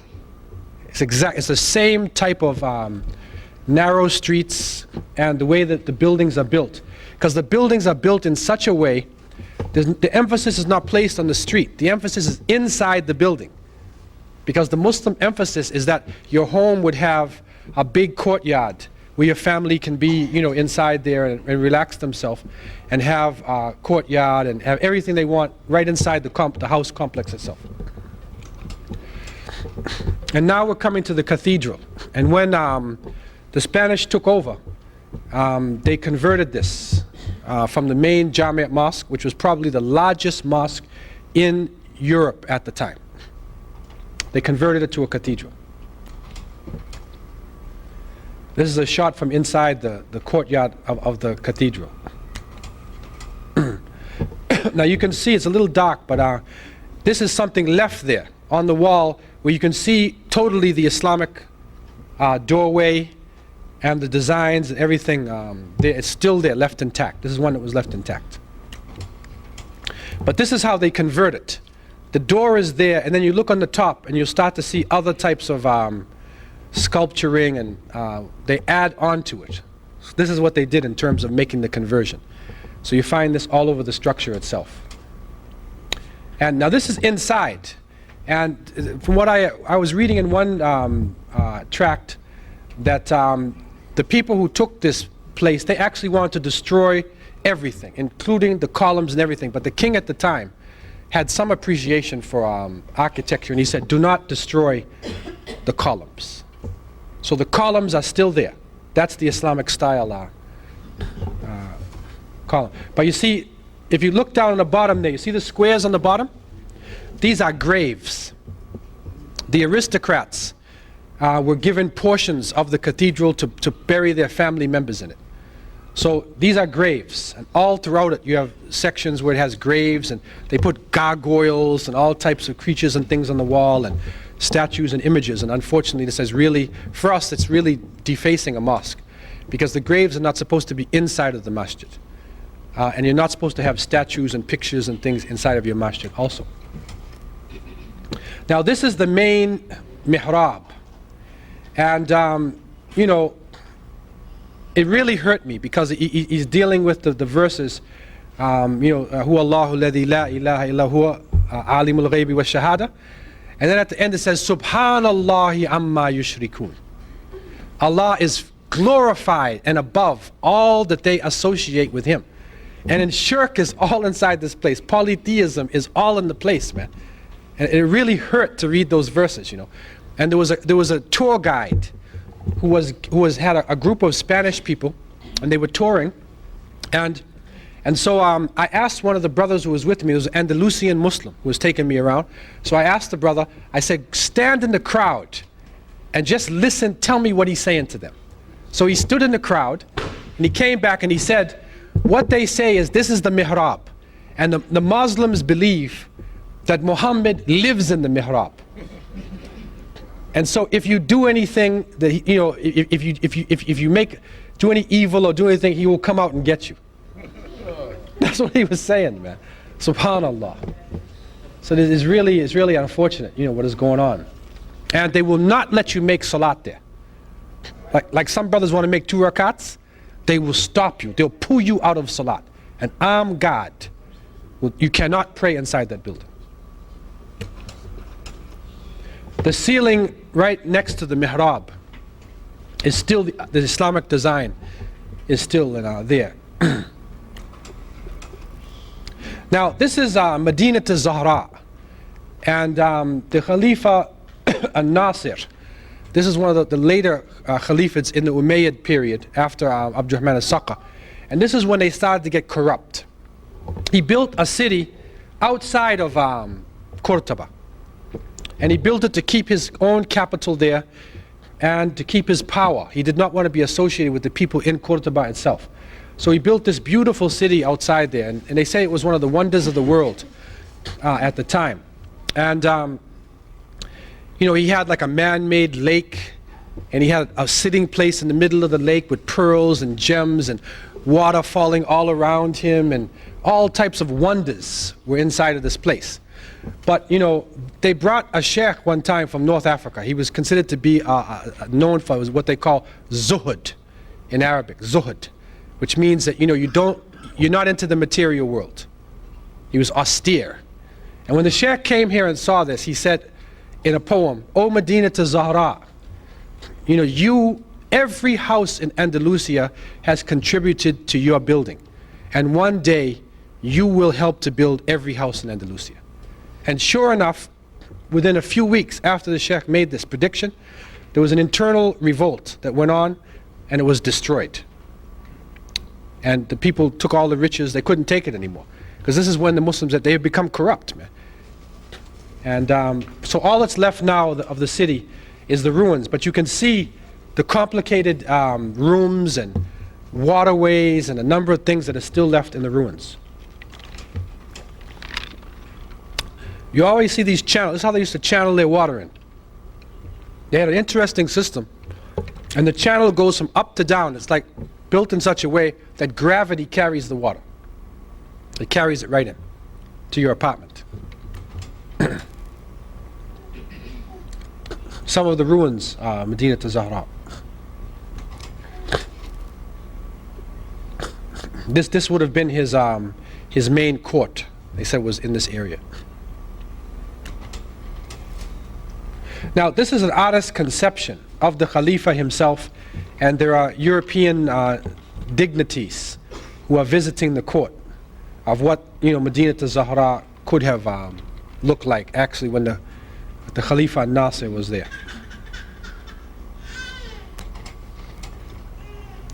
Now what is interesting, by the mercy of Allah, that after centuries, after the Inquisition and after resistance continued in Granada for a long time, they have found now that the people maintain their faith. And there's actually what they call Ajami script, which is Spanish. It is a dialect of Spanish written in Arabic. And so they did what we call tafsir, explanations of Quran, hadith, and a number of books in this Arabic script, which is actually Spanish language. And they're finding them now in excavations underneath houses and buildings. They're bringing these scripts up. And there's a Dr. Ali Katani who's written a book in Arabic, in Bi'at al-Islam fil Andalus. And he has actually bringing these things to the surface. And it's very interesting to see this script being used. So now what has happened, when the Spanish government allowed freedom of religion, the Andalusian people, and there was nationalism. So each province looked into its history. If you're from Aragon, or you're from Valencia, or Castilla, wherever you're from, everybody looked at their own province. What is my history? So the Andalusian people found that they were Muslims. They didn't even know it. But when they really started looking, they found that they're probably descendants of Muslims. So now there are hundreds of them who are accepting Islam. And many of them are former members of the Communist Party. So they're like really good organizers. Really good organizers, man. They need some spirituality though, but they're really good organizers. And so they have organized here, and one of the brothers was there in this place. This is a restaurant. So it's a restaurant, you see, al-halal, maqan, mat'am. So it's a restaurant and coffee house. And so the Spanish people come in here, and Spanish people really like it. And they sell couscous and hummus and many different, Arabic Muslim foods. And you go inside, and they also give you dawah. They give you like the message of Islam, and it's a very nice place inside here. This is the Al-Jama'a Islamiyya bil Andalus. This is the Ikhwa there. That's how it looks on the inside. It's kind of a dark shot. It's not so clear, but this is what it looks like.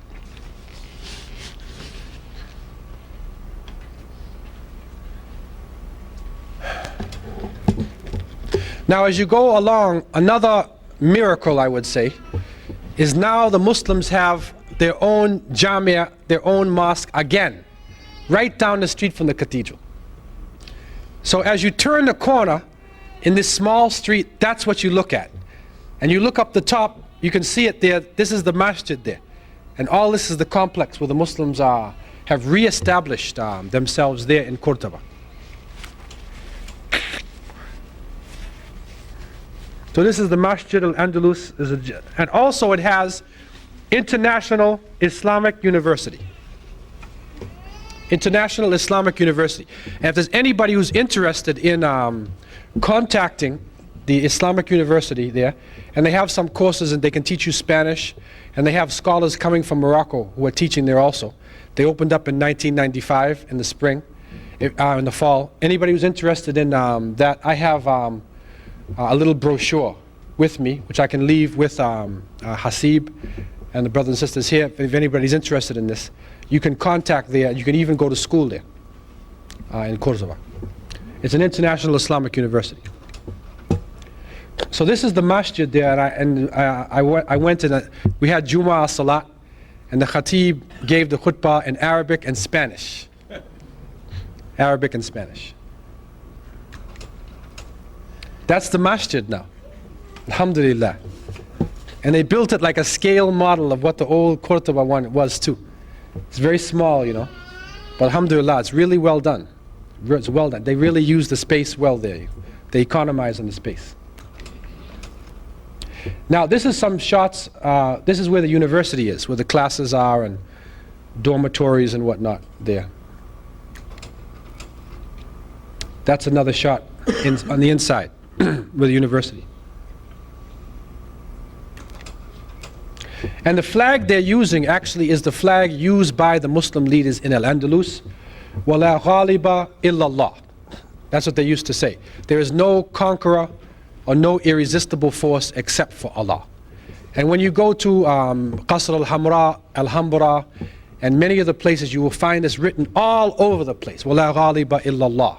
That was their theme in Andalusia. So, and that now is the flag. The brothers and sisters have resurrected the flag. This is a very significant move that they're making, actually. It's very significant. Now, going on from Cordoba now, these are just a few shots that I'm able to show you here because of time. Now, as you go south, Granada.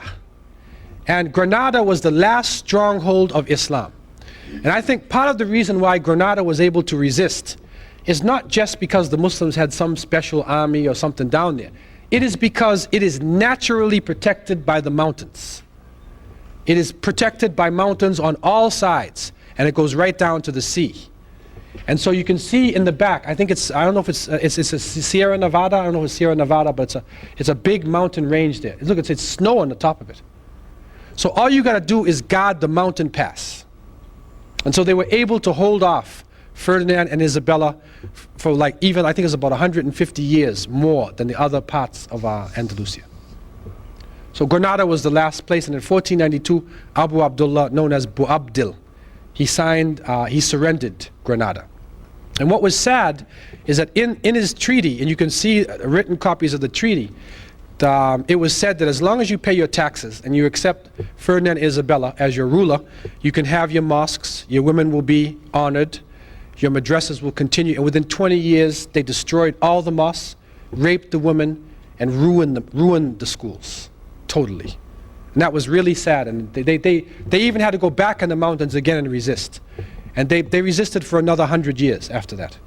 But they were finally put down, and many of them went across and they settled in Morocco, in Libya, in Tunisia, in Cairo, Egypt, even as far as Sarajevo, Bosnia, which was another cosmopolitan place. There were some Andalusians that made it all the way to Bosnia, so that they were like scattered all over the place. And probably a lot of them also came to America on the ships. So this is going now to Alhambra Palace.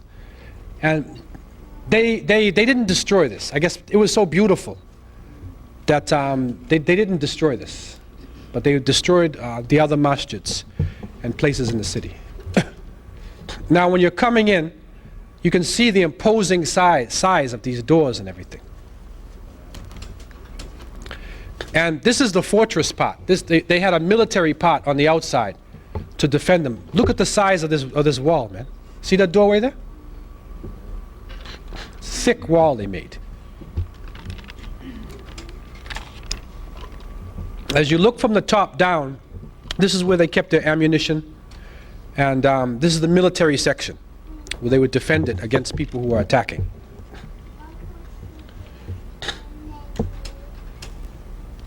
Then as you go inside, you're coming to the Court of the Lions.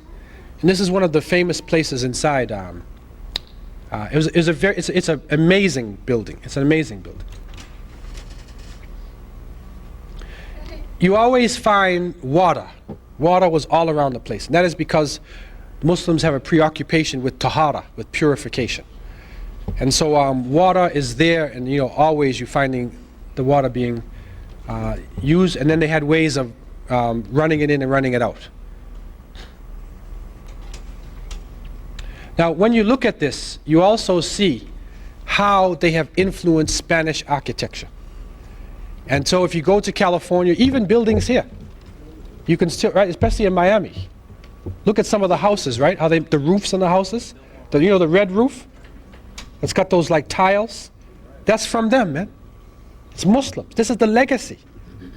There's a hotel here, very big hotel, historic, built in the 20s. It's called the Biltmore Hotel. It's actually got parts that are exact copies. The Biltmore?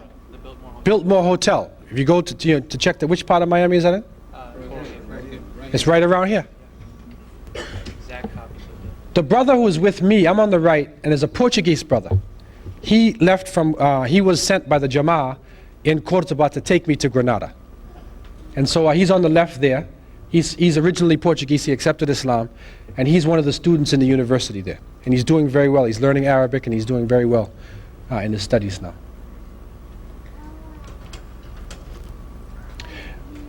This is a little niche where you keep your utensils and whatnot, and you find these things all over. Everything has this beautiful calligraphy and artwork all over the place. Really amazing, man.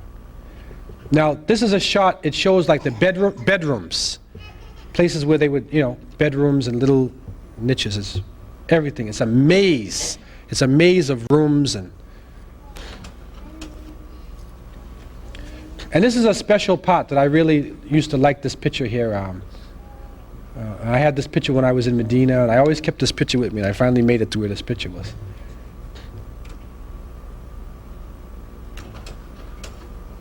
This is the Court of the Lions. See the water in the middle? They're moving the water around. I mean, part of this also shows, actually, to be honest, part of this thing was, it's a little bit too heavy. Part of it is, I mean, they want paradise on earth, man. You know, and so like, this is part of the reason why they went down. Because they went too far. I mean, it shows how artistic they were, right? But really, I mean, a Muslim is supposed to want Jannah, like, you're supposed to want paradise, man. They were, you know, this is like, you know, you're in this place, you think you're in paradise. And somebody wanted to be in paradise before they died, actually, when they built this place.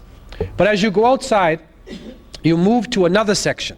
I think it took us about 4 hours to walk through this place. 4 hours. And we didn't see it all. It's an amazing complex. So you look, they have their olives growing there and oranges. They like especially citrus fruits there. You know, oranges grow really well in Spain and Portugal. And the word Portugal is, the Arabic word for orange is Portugal. So Portugal, Portugal. Out del Portugal, the land of the oranges. And up until now, you get really good oranges that come from Spain and from Portugal. This is, as you're walking along, you see these, this is how the water flows. Where the darkness is, you see it's going up to down, and this is how they build it. So right there, as you walk by that, you hear the water trickling. So the water's moving all the time inside of the city. It's amazing waterworks. And that's another section. Hacienda. Hacienda. All of these things comes from this. You know, we used to watch Zorro. You know Zorro? Yeah. The Z. All that chivalry, riding on the horse, and all that, the hacienda and the nobility. That's all from Islam, man. It's all from Islam. This is what they call the summer section, when they wanted to go and relax, especially in the nice weather. So this is another section altogether. It's a really beautiful section too. He wanted it, Tajri, you know, Tajri min tahtiha al-anhar, and you know, Jannah, man. He wanted Jannat and Aden. He wanted paradise, man. And this is the Islamic community in Spain, Al-Jama'ah Islamiyya fi España. And that is in Granada, one of the places in Granada. And this, I want to show Imam Siraj Wahaj. I got this for him. This is Masjid Taqwa. You know, Imam Siraj is the Imam of Masjid Taqwa in Brooklyn. I said to the Imam, this is your chapter in Granada. It's Mesquita at Taqwa. But you see the Arabic, Masjid at Taqwa. So that's Masjid Taqwa Granada branch.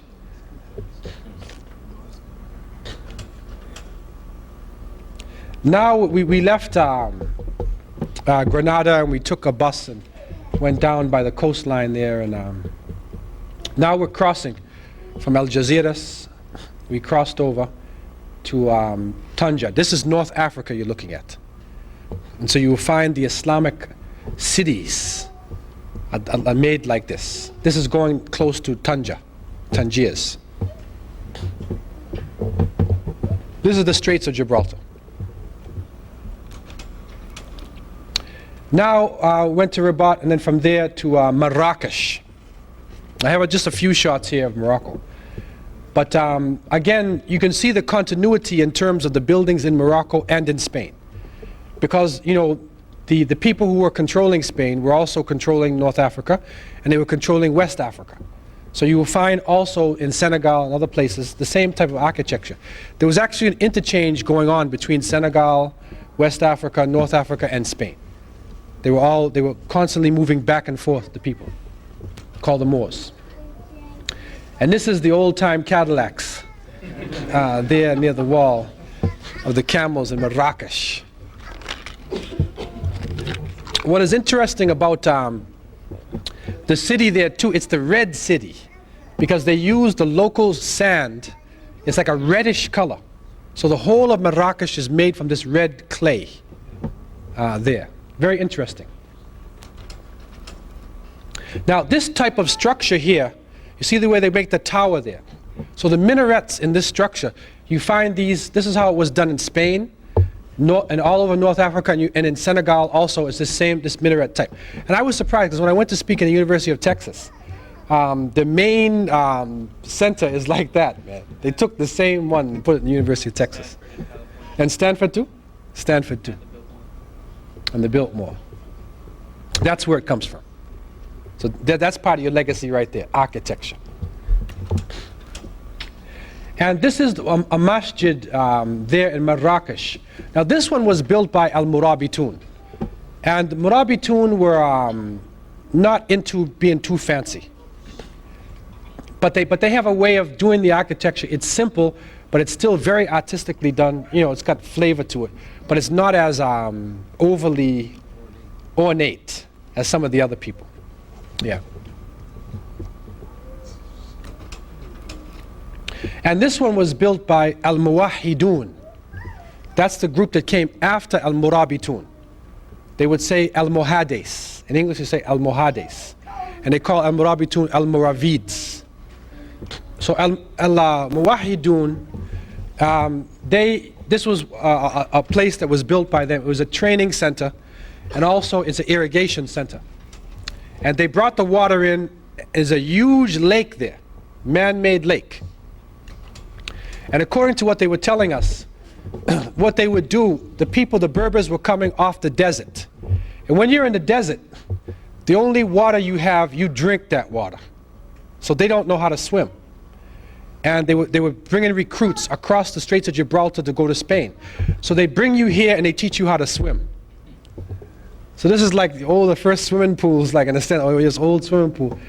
You take your swimming lessons in there, get prepared, for struggle, and then they take you up north to the Straits of Gibraltar, because you got to cross the straits, man. If you can't swim, if you're from the desert, and you go across the straits, man, you're gonna have a problem, man, unless you learn how to swim.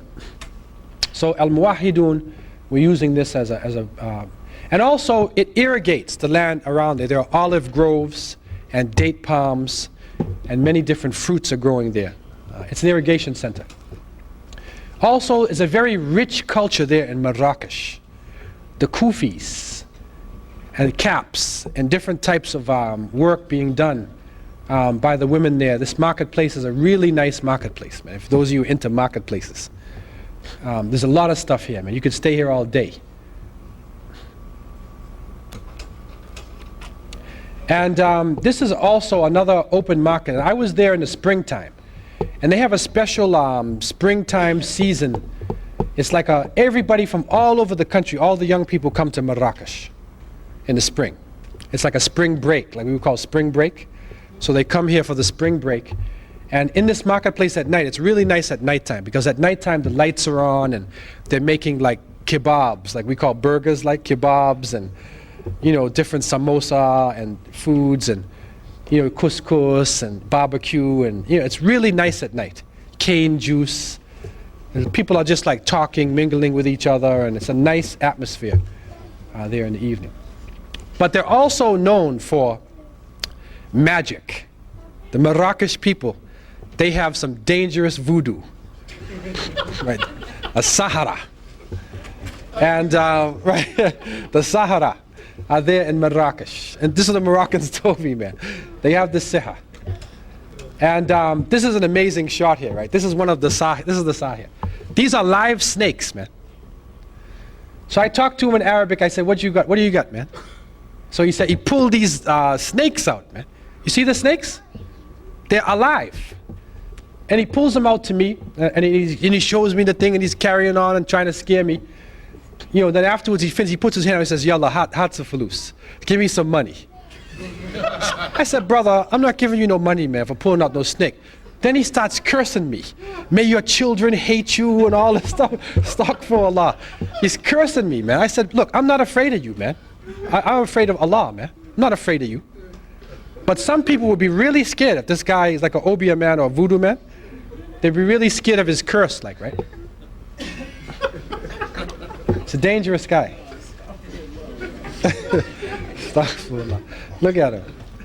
It's real character, man. This is another good shot too. This is another character here. This is a water carrier. Now, right, before 7-Up and Coca-Cola and before ice cubes, this man was a very important person, you know.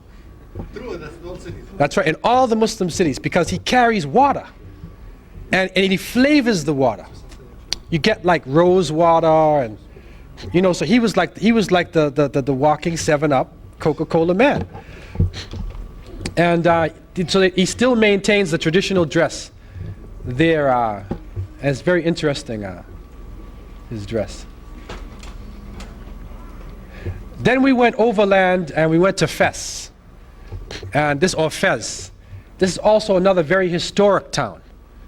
And one of the centers of Islamic culture. One of the famous centers of learning and knowledge in the Muslim world. It was in the city of Fez. And that's from the mountain overlooking Fez. You look right down into the city itself. Now you see the design now is a little bit different here. And this wall is famous. On one side it's blue, on the other side it's green. And so there's different sections of Fez, and there are different quarters. And the people know the quarters and the sections of Fez. There are different people. There are woodworking people living in one section, silversmiths in the other section, Quran readers, you know, different types of people living in different sections of Fez. And again, you see the streets, and you think of Spain, right? And that street there. And that's your taxi right there. That's the taxi. You have to ride donkey. You can't ride any cars in Fez because the streets are too narrow, right? Which is good because there's no pollution in the things that the automobiles build. If any of you know Kenya, Lamu, the city of Lamu is just like this, off the coast of Kenya. It's an island. It's exactly like this. This is the old madrasa, Qirawan.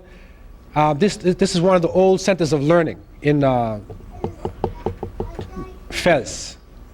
And it's just for display now, because it's very old. But you can see the architecture is still there. And it used to be a dormitory and school where the students would stay, studying Islamic studies. This is now the modern architecture. This is part of the King's Palace in Fez. And so he's taking the old style and putting the modern thing out now. And this is one of the famous masjids there also, in Fez. The Moroccan flavor. That's where you make your wudu. You make your ablution there before the prayers in that place there.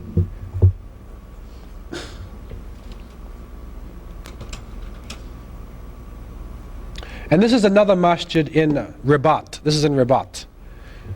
And you know, and I took this one because it's a classical mosque. I mean, they have taken, you know, different forms of those of you who are into architecture and geometric design. This is a classical mosque because they've taken the Andalusian style and the Moroccan style, and this is the heights. This is like the heights of a lot of their design in this particular mosque. That's the inside. The mihrab is there where the imam stands, is right there in the. Now look at the work they do on the walls. It's amazing. It's an amazing set of work. There's Arabic writing there and everything. Now those of you into geometrical designs and whatnot, you can look into this. You can like spend a long time looking in, and you can see how they move around the objects, and you get lost inside of this. And the six-pointed star, actually the Star of David, was used there. It was not a symbol of Zionism or anything. It was just, actually they say, from after the time of Jesus, Isa alayhi salam, that many of the tribes of Israel migrated to North Africa. And so they have an old tradition in the desert area and in Morocco, a very old tradition. So the Star of David is one of their normal symbols. And you find it in their hats and a lot of the things. But you know, it does not have a political meaning at that point in time. Geometrical, just geometrical. This is the same mosque showing the place for ablution. Again, when you see the roof, then you can see a lot of the roofs in the houses here in Miami and whatnot. The style of building the roof. And this is a person, sorry the slide is backwards, but this is one of the people, the Berbers off the desert. That this is what the Murabitun look like. That's what they look like, man. Tariq ibn Ziyad and whatnot. And they cover their faces in the desert because the sand and whatnot. And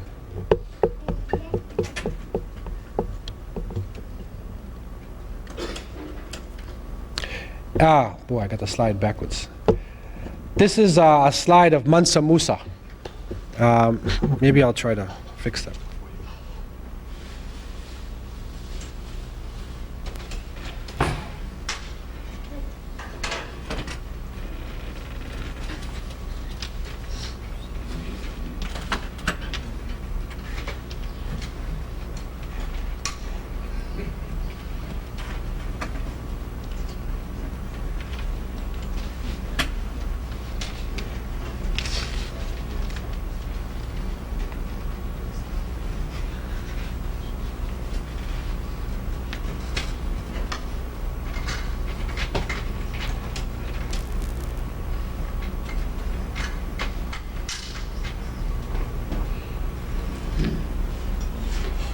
Here it says the great African king Mansa Musa, king of medieval Mali, but also popularly known as king of the Moors.